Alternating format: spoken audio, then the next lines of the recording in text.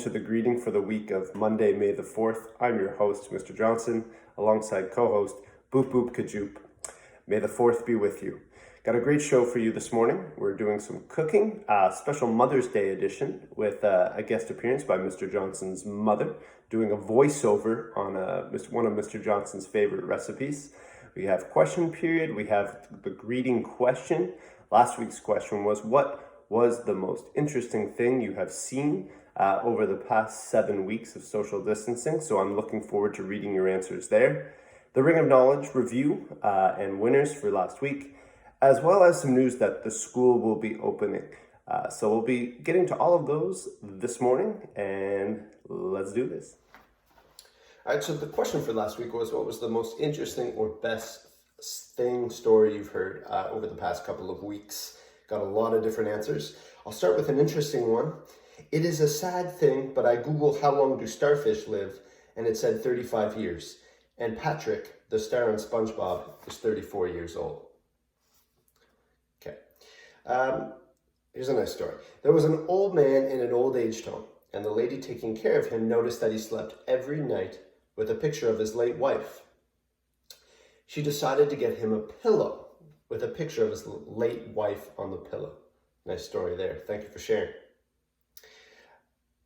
The best thing that I'm going to get in 2 weeks are chickens.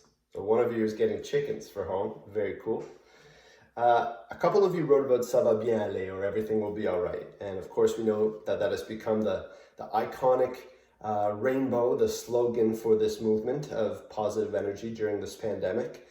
So it's great to see some of you sharing that. I see them all the time on the news, in my neighborhood. It's a nice movement. A couple of you talked about loss and family members falling ill. And let me just say, I'm sorry for your loss. It has been difficult for many people. I know a lot of us are saying we are all in this together, but people are experiencing different things during this pandemic, whether it be loss, financial hardship, stress, anxiety. So I'm sorry for your loss. Know that you have support and people are here for you if you need to talk, including me.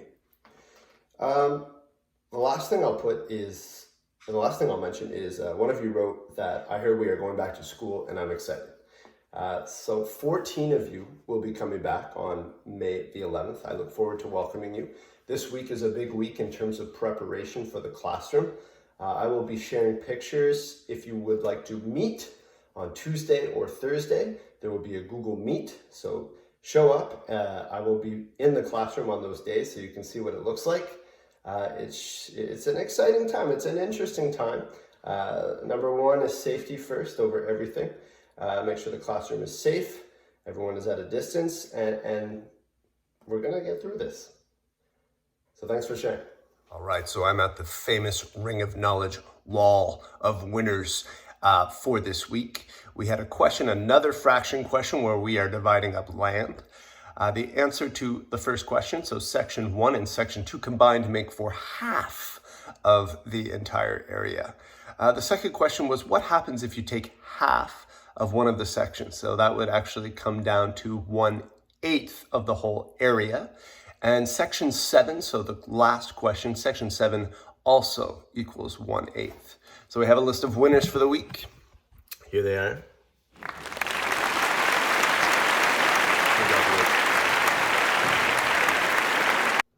Welcome back. It's time for question period, the part of the show where you ask the questions and I try to give the answers. So we have our list of questions here. Bailey, what do we got? You like this one, but yeah, let's see what this one says. Will I learn more stuff from my teachers like French, math, and English? Good question. So we're going back to school May 11th. If you are not going back to school, you will continue to have the opportunity to learn remotely. It is not mandatory, which means you do not have to do it, but there will be a teacher in charge of online learning for those of you staying home, and there will be a teacher in charge of learning in the classroom, me, as well as a teaching partner who is yet to be determined. So tune in next week for that teaching partner to see who it is.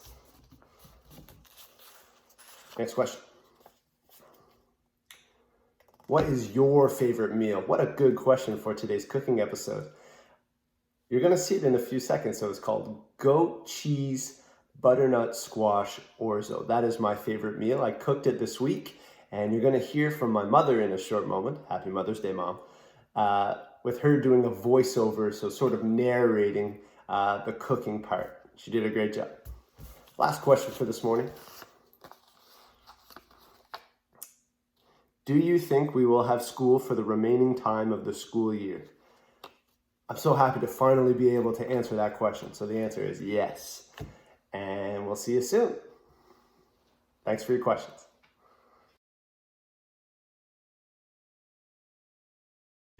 So before we wrap up today's show with the cooking segment, I want to take some time to give a short but sincere message to all of the students coming back or staying home in the coming weeks. It is a very difficult decision to make, and a decision no parent ever predicted they would have to make in their life. Please know that the decision you make is the right one, no matter which one it is, because you are thinking about the health and safety of your child. If you are deciding to send your child to school, just know that they will be very safe under my care. And if you are keeping them home, they will be in your care, and you will keep them safe. So either decision is the right one.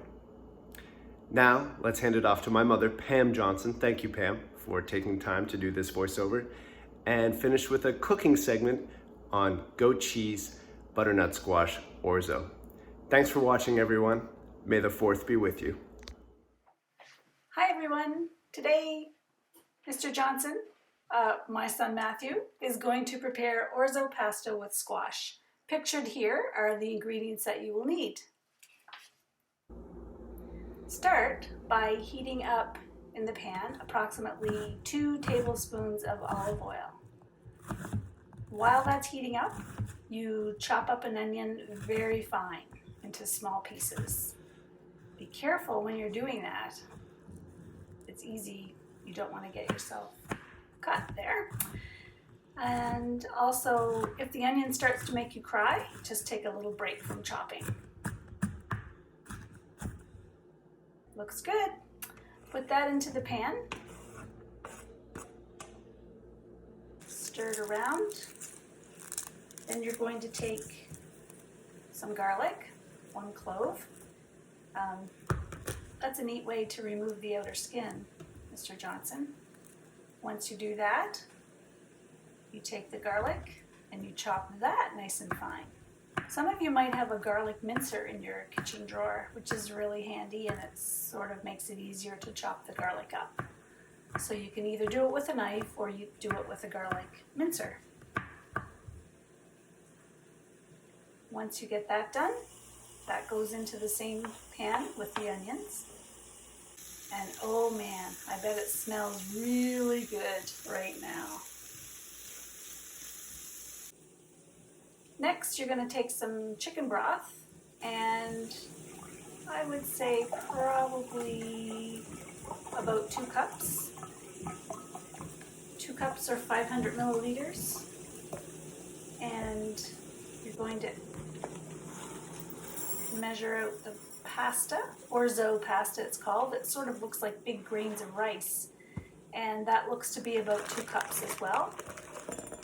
And also some squash, and it's really convenient to buy it this way in the grocery store. It's already frozen and peeled and cut up for you, so you just measure that out.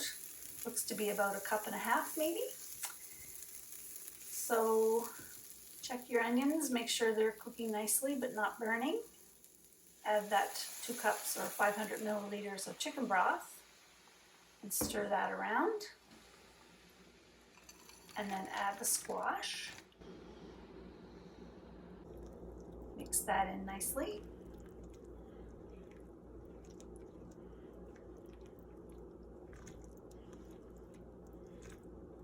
That looks good. It's coming together nicely. So then you take the rest of the chicken broth and put it in a pan and bring it to a boil on the stove. And this is what you're going to cook the pasta in. So it actually looks like You don't have to bring the broth to a boil first. You just put it in with the broth and then you bring it to a boil to cook the pasta. Once it's cooked, then you drain it carefully in the sink to get the excess broth out. It's going to be very hot and steamy too, so always take care. Sometimes I use oven mitts when I'm draining pasta just because it's hot and the steam that comes up is quite hot. That's an interesting combination of pasta there too. So then you take the cooked pasta and add it to the pan with the squash. And ooh, goat cheese. The full package of goat cheese goes in. Goat cheese makes everything taste delicious. So you sort of break that up with your spatula or a fork if you want. Stir that all in. Looks delicious. Nice way to get pasta, cheese, squash, which is really good for you. Tasty meal. Garnish with a little pepper. And bon appetit.